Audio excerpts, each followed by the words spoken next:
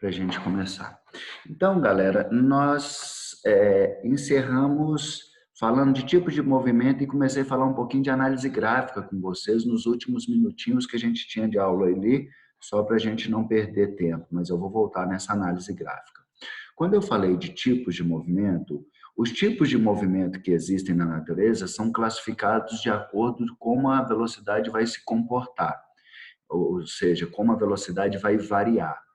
Então, eu falei com vocês que quanto à variação da velocidade, que é uma grandeza vetorial, ela pode variar em trajetória, né, em direção, ou ela pode variar em módulo. Se a velocidade não variar em direção, o movimento vai ser um movimento retilíneo, ok? E ela não variou em direção porque o corpo não foi gerado nele uma aceleração centrípeta, que é uma aceleração perpendicular à velocidade.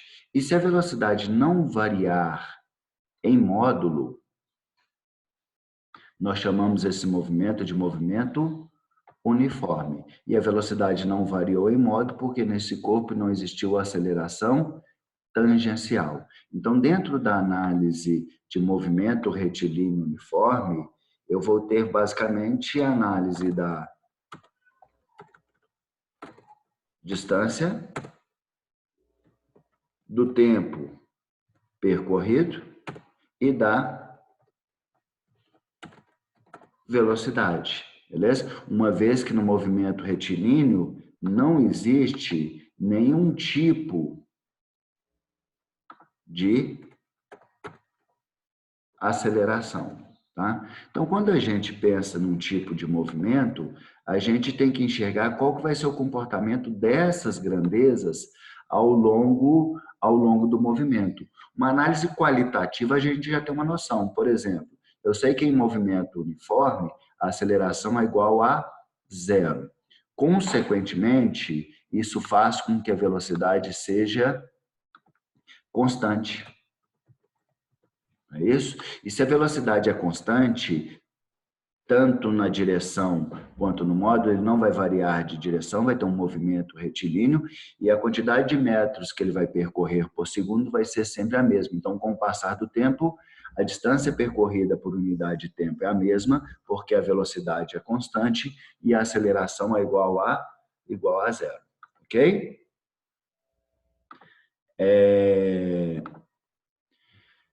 Pensando nos outros movimentos, por exemplo, eu tenho um movimento retilíneo uniformemente variável, tá? Lembrando que movimento variável é quando existe uma aceleração tangencial. E o movimento uniformemente variável é quando existe uma aceleração tangencial constante, que faz com que a velocidade varie? Sim, mas que vai variar sempre a mesma quantidade por intervalo de tempo. Então, a aceleração tem que ser constante. Então, qualitativamente, o que eu consigo entender de um movimento retilíneo uniformemente variável? Ele tem aceleração tangencial? Tem. E ela vai ser constante. Beleza? O que isso vai ocasionar na velocidade do corpo? Ela vai variar. A velocidade varia, ok? Mas ela sempre varia a mesma quantidade por unidade de tempo. Tá? Então, a velocidade varia, mas ela sempre vai variar a mesma quantidade por unidade de tempo. E como que essa velocidade vai variar? Vai aumentar ou vai diminuir? Aí vai depender. Se a aceleração tangencial estiver no sentido da velocidade, ela vai aumentar, fazer com que a velocidade aumente. E aí vai ser um movimento acelerado, tá? Então, movimento retilíneo uniformemente variável acelerado. Se a aceleração tiver contrária à velocidade, a intensidade dessa velocidade vai diminuindo ao longo do tempo, fazendo com que a gente tenha um movimento retilíneo uniformemente variável retardado, tá? Então, o que acontece com a distância ao longo do tempo? Se o movimento for, opa, Se o movimento ele for acelerado, a distância percorrida vai ser cada vez maior. No instante seguinte, a distância percorrida vai ser cada vez maior, ok? Se for um movimento retardado, no instante seguinte, a distância percorrida vai ser cada vez menor. Então, qualitativamente, a gente já tem uma ideia do que vai acontecer com essas grandezas, distância, velocidade, tempo e aceleração, tanto em movimentos retilíneos quanto em movimentos curvilíneos, seja uniforme ou uniformemente variável. Tá? Tanto é que esse primeiro capítulo nosso é cinemática escalar, ele está pouco preocupando com a trajetória, ele está querendo preocupar com o comportamento da intensidade da velocidade, da intensidade das grandezas que estão em análise em questão. Tá? Agora, como que eu quantifico realmente, após 5 segundos de um carro em movimento, qual vai ser a real velocidade dele? Se a gente voltar, por exemplo, lá naquele exemplo que eu passei de... Tira, opa, cadê ele? Se eu pensar nesse exemplo aqui, ó, eu consegui enxergar que é um movimento uniforme. Mas qual é a distância que ele vai percorrer daqui 40 segundos? Quanto tempo que ele vai gastar para percorrer 1.200 centímetros?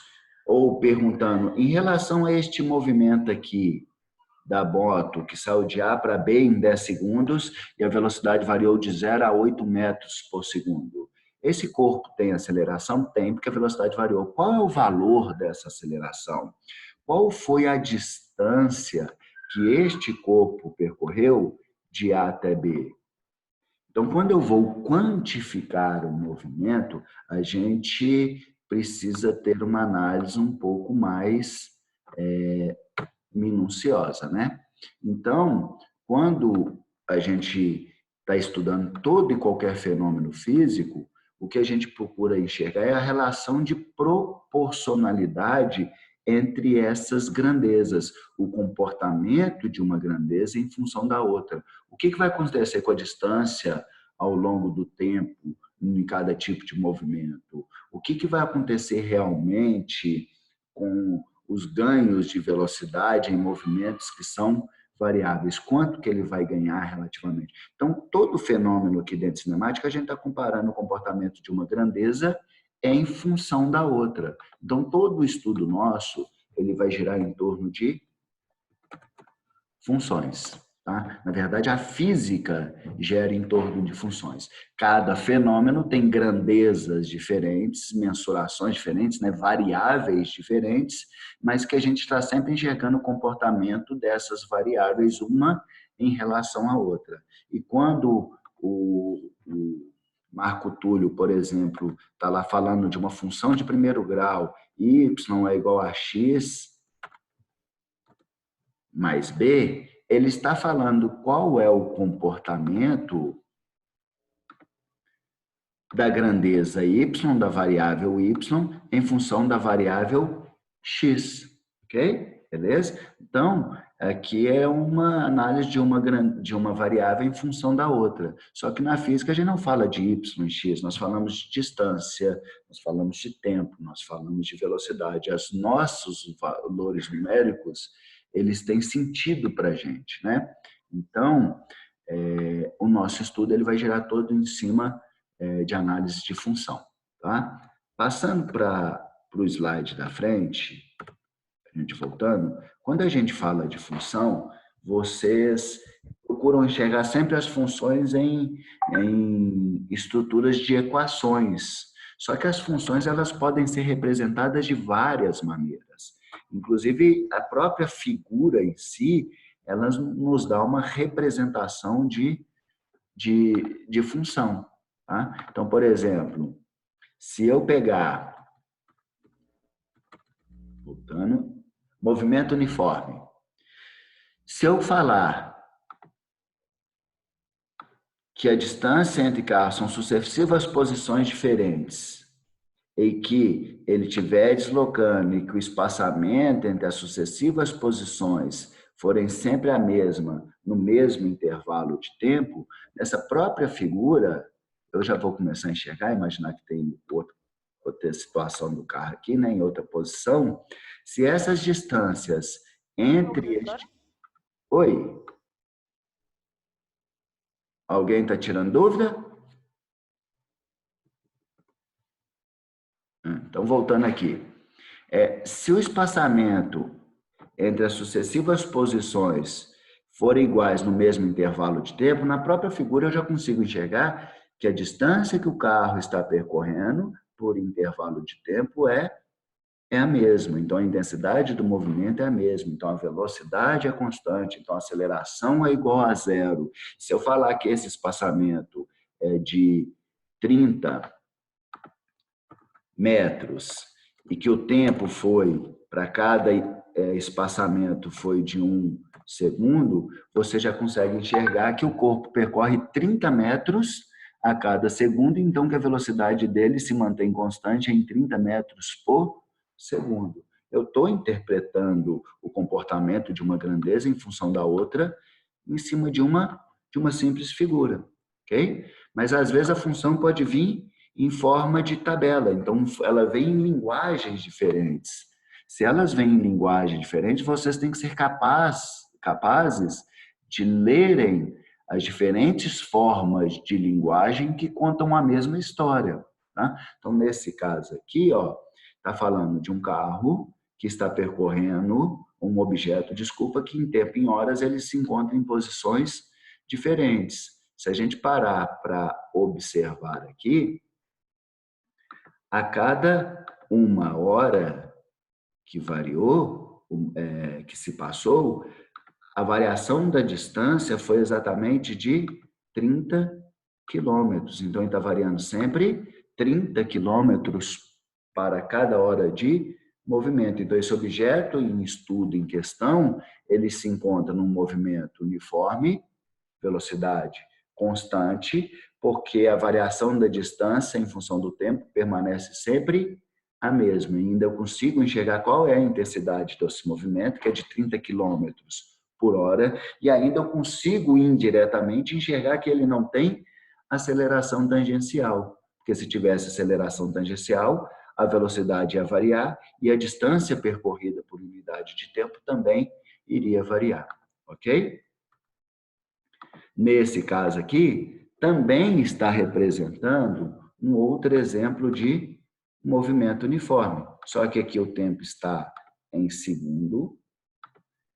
A posição, a análise da posição que ele encontra em cada tempo está em metro e ele está variando 3 metros a cada segundo em que ele está deslocando. Então, eu consigo enxergar que a intensidade do movimento é a mesma ao longo de todo o tempo, que ele varia 3 metros a cada segundo, então que a intensidade da velocidade vai ser de 3 metros por segundo. Okay? Uma grande diferença entre essas duas situações que eu coloquei aqui, que neste caso aqui o deslocamento ele está num sentido positivo, ok? Está num sentido crescente. Nesses sentidos positivos de deslocamento, nós falamos que o movimento é um movimento progressivo, tá? E se eu olhar o outro gráfico, o deslocamento que o corpo está tendo, ele está num sentido negativo, beleza? De tal forma que o tipo de movimento que tem aqui nós chamamos de movimento retrógrado.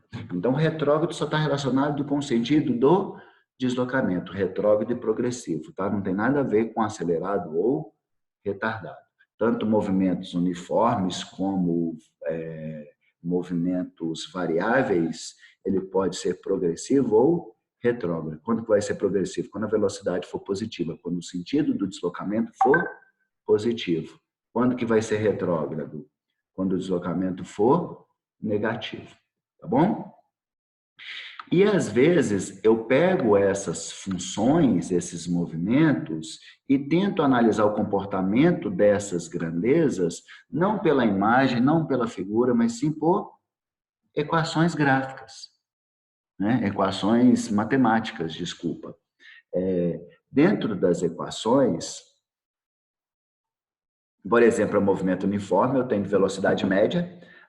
Ah, mas a velocidade média não tem nada a ver com uniforme, que eu pego um movimento que varia o tempo todo e eu tiro deste movimento que não é uniforme a velocidade média. Mas quando eu trabalho com a velocidade média, eu estou considerando que o corpo teve um único valor de velocidade ao longo de todo o deslocamento. Tá? Ou eu tenho equações de movimento uniforme. Eu nem vou entrar em detalhe nessas equações, tá? Porque nós não precisamos dela para resolver os exercícios de cinemática no qual a gente vai discutir, tá? Por quê? Porque eu prefiro, em vez de utilizar linguagem de equações matemáticas, eu prefiro usar linguagem gráfica. Uma que vocês aprendem a fazer leitura gráfica, 2, que tem 1 milhão de questões de gráfico todo ano no Enem, beleza? E 3, que vocês precisam trabalhar com processo de memorização muito menos do que ficar memorizando essas equações, tá? Então, quando o movimento é uniforme, eu tenho que identificar que ele é uniforme e aí ver o comportamento das grandezas. Tem gente que opta em usar essas equações, tá? Só para vocês entenderem essa equação, o que ela está falando? Que a posição final de um corpo ela vai ser igual à posição inicial que ele se encontra, mais a velocidade vezes o tempo. Tá? Mas isso aqui é só desencargo de consciência, vai estar no material de vocês também, vocês podem dar uma olhada na equação, caso esqueça ela aí. Beleza. Então, em relação a algumas formas de mostrar o comportamento das grandezas no movimento uniforme, foi apresentado, né? Por figura, por tabela ou por equações matemáticas. E movimentos uniformemente variáveis? Da mesma forma. São análises que as grandezas estão comportando de forma diferente, mas eu continuo tendo uma análise de um comportamento de uma grandeza em função da outra. Por exemplo, se eu bater um olho nessa figura que eu apresentei para vocês, vocês vão afirmar para mim que este movimento ao longo do tempo, ele não é um movimento uniforme. Por que ele não é um movimento uniforme? Porque a velocidade está variando ao longo do tempo.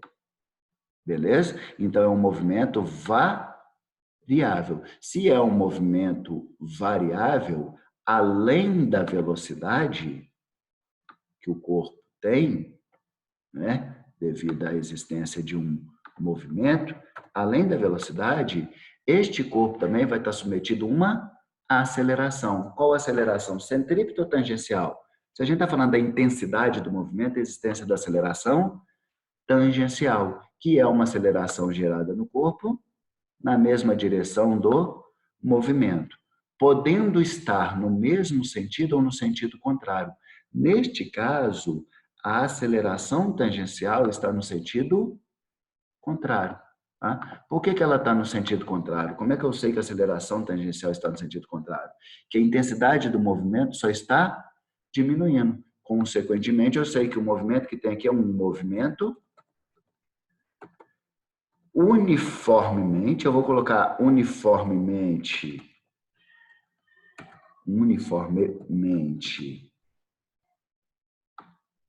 variável, considerando que a aceleração é constante, porque todo exercício que a gente fizer de ensino médio vai ser uniformemente variável retardado. Ok? Beleza? Se o sentido do deslocamento for um sentido positivo, vai ser um movimento progressivo. Se tiver contrário, no sentido negativo do deslocamento, vai ser um movimento retrógrado. Tá? Então, a gente conseguiu enxergar aqui que é esse tipo de movimento. O que eu consigo observar com essa análise? Que a intensidade do movimento está cada vez menor. Se a intensidade do movimento está cada vez menor, a distância percorrida pelo carro vai ser cada vez menor. Então, se a gente for olhar qualitativamente, a gente já tem um entendimento muito legal do que está acontecendo com as grandezas que descrevem o movimento. Mas isso não é a única forma de descrever um movimento, né? Isso não é a única forma de descrever uma função. Eu posso, por exemplo, descrever a função em tabela. Então, a tabela que eu estou colocando aqui, olha, é uma tabela de posição em função do tempo. Se a gente observar, a posição do corpo está mudando, beleza? Ela está mudando. O sentido do deslocamento é um sentido retrógrado, ele está no sentido negativo do deslocamento, então velocidade negativa. Que no tempo zero ele estava na posição de 800 metros, mas que no tempo de 10 segundos ele já estava na posição de 700 metros, na posição de 20 segundos ele já estava na posição de 200 metros, e no tempo de 30 segundos ele já estava na posição de menos 700 metros. Então, se a gente for olhar o movimento do corpo aqui, nos primeiros 10 segundos ele andou 100 metros. Nos próximos 10 segundos, ele andou de 700 para 200, ele andou 500 metros. E nos últimos 10 segundos, de 20 a 30, ele saiu da posição 200 e foi para a posição menos 700. Então, ele andou 900 metros. 200 metros até chegar à posição zero, mais 700 metros para chegar da posição zero a menos 700. Então, se a gente observar, no mesmo intervalo de tempo, as distâncias percorridas estão sendo diferentes. Então, esse movimento é uniforme ou ele é variável? Ele é um movimento variável. Se for uma questão de ensino médio, vai ser um movimento uniformemente variável. Acelerado ou retardado? Ele vai ser um movimento acelerado, porque a distância que ele está percorrendo é cada vez maior. Então, neste caso aqui, a velocidade e a aceleração, elas vão se encontrar no mesmo sentido, ok? Aí eu tenho um movimento, neste caso, um movimento uniformemente variável, ok? Um MUV acelerado. Ficou claro? Beleza? Mas eu não sei qual é a velocidade no tempo de 10 segundos, eu não estou sabendo qual é a aceleração do corpo, mas qualitativamente eu sei que a velocidade é cada vez maior, eu sei que a distância percorrida é cada vez maior, não é? E que a aceleração, se for uniformemente variável, ela é constante. A outra coisa que eu sei é que esse movimento ele é um movimento retrógrado, que ele está no sentido negativo do deslocamento. Beleza? Ficou claro? Pensando nesta outra tabela, ela também está analisando o comportamento do movimento de um corpo. Deixa eu apagar aqui para dar uma limpada na tela. Ela também está analisando o movimento de um corpo qualquer, mas ela não analisou a disposição em função do tempo, e sim a velocidade em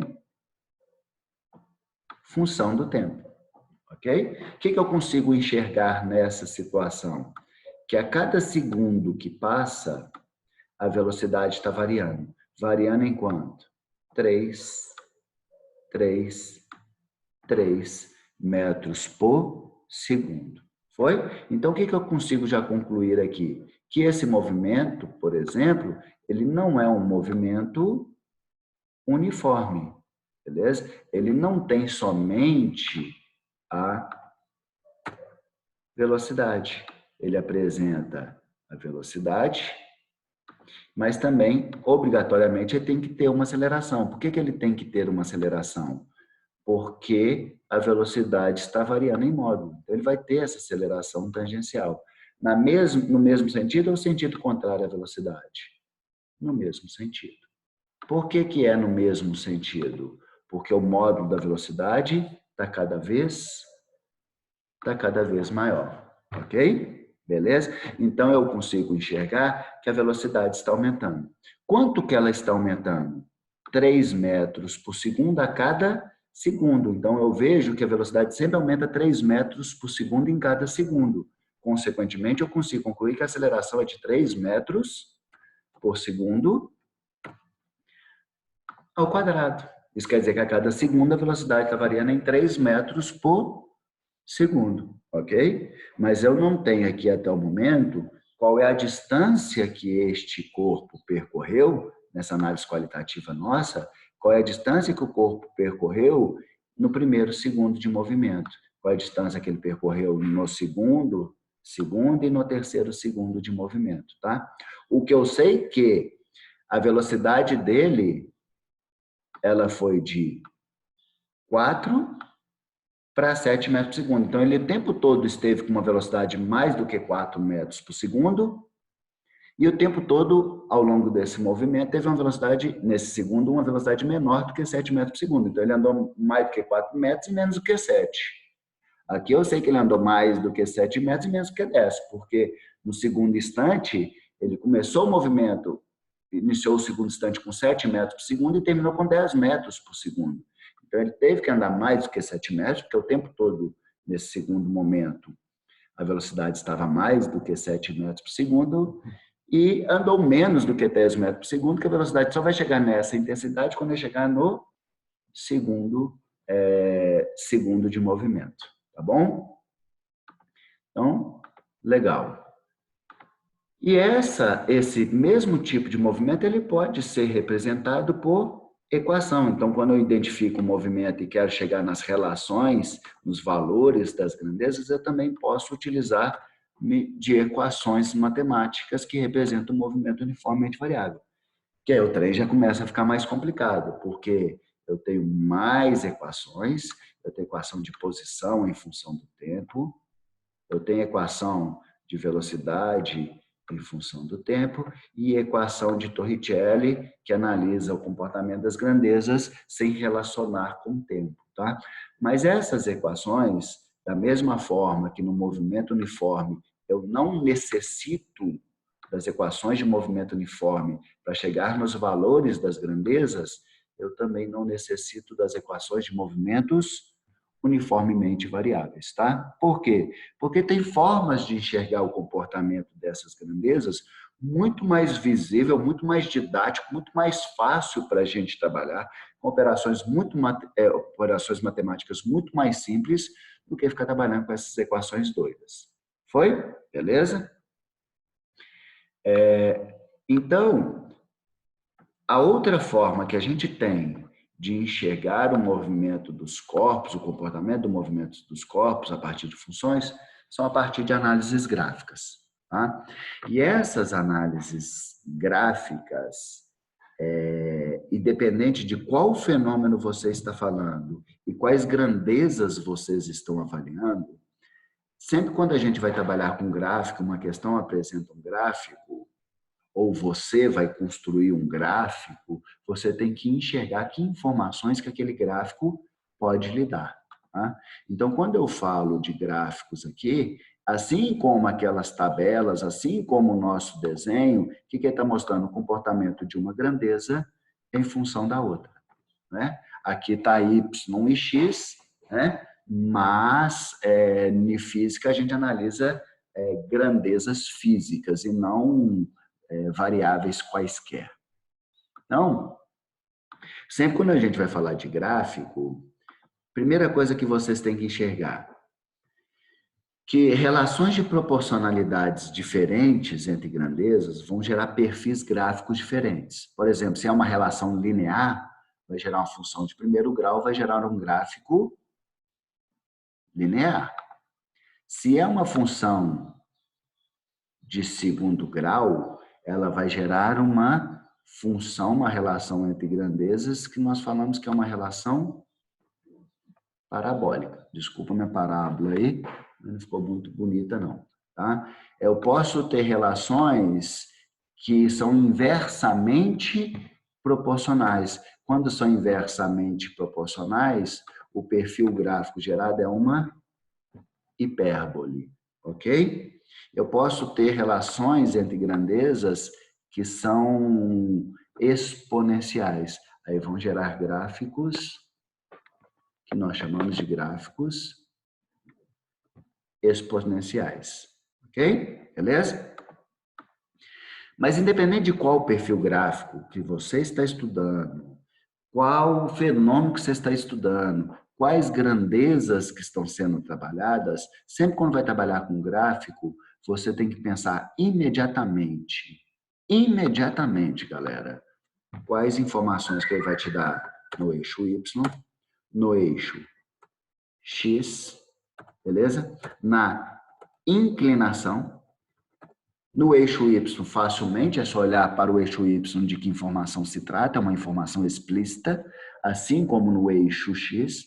Em cinemática, normalmente, todas as grandezas a gente analisa em função do tempo. Então, normalmente, o eixo X em cinemática é tempo, o eixo Y pode ser velocidade, pode ser distância, pode ser aceleração.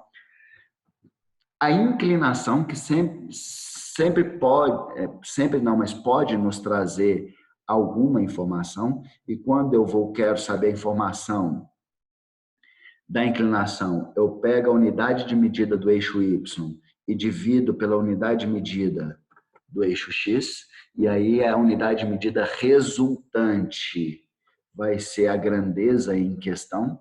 Então, por exemplo, se o eixo Y é distância e o eixo X é tempo em segundos, a inclinação vai me dar metros por segundo. A inclinação representa a velocidade, o comportamento da velocidade do corpo.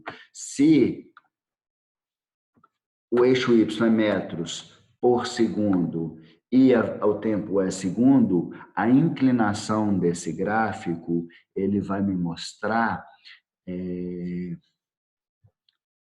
metros por segundo dividido por segundo, metro por segundo ao quadrado. A inclinação desse gráfico me mostraria a aceleração. Se eu pego um gráfico variando, mudando de conversa, de energia, joules por segundo, a inclinação dele vai ser joules por segundo. Então, a inclinação dele me representaria a potência do objeto em questão, quanto de energia que ele está transformando a cada segundo de funcionamento, tá? E aí, a outra ponto que a gente pode obter informação vai ser a área do gráfico, beleza? E na área do gráfico é sempre uma relação de base vezes altura, independente de qual forma geométrica que você for calcular, é uma relação de base vezes altura. Então, se eu quero saber o que informação que pode me dar, eu pego o eixo X e multiplico pelo eixo Y, a unidade de medida, viu, gente? E aí a unidade de medida resultante vai me dar a informação em questão. Por exemplo, se eu pego o gráfico de posição ou distância em função do tempo, a área dele me daria metro vezes segundo. Isso não é unidade de medida de nenhuma grandeza que está relacionada com o movimento. Então, a área desse gráfico de distância por tempo não me dá nada. Mas se eu pego, por exemplo, o gráfico de velocidade, vou até mudar por aqui, de velocidade em função do tempo, a área seria metros por segundo vezes segundo. Então, metros por segundo vezes segundo me dá metro, que é a unidade de medida de distância. Aí a área do gráfico de velocidade por tempo me dá distância. Ok? Beleza? E o que seria a área de um gráfico? A área de um gráfico nada mais é do que a região compreendida entre a função e o eixo X.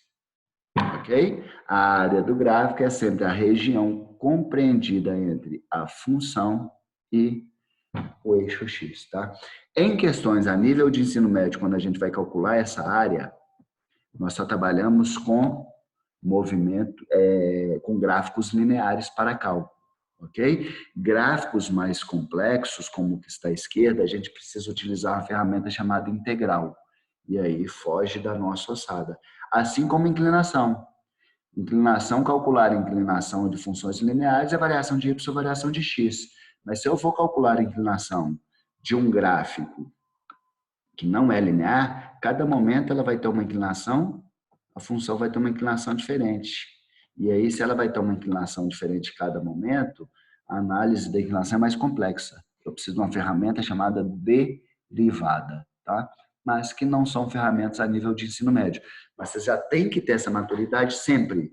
Bater um olho no gráfico, verificar o que o eixo Y, X, inclinação e área desse gráfico pode nos dar de informação, tá? Faltando 1 minuto para finalizar o tempo dessa videoconferência, então eu vou finalizar a gravação aqui e vou mandar um outro link para vocês no grupo, viu? Um abraço para vocês e até daqui a 2 minutinhos, 1 minuto.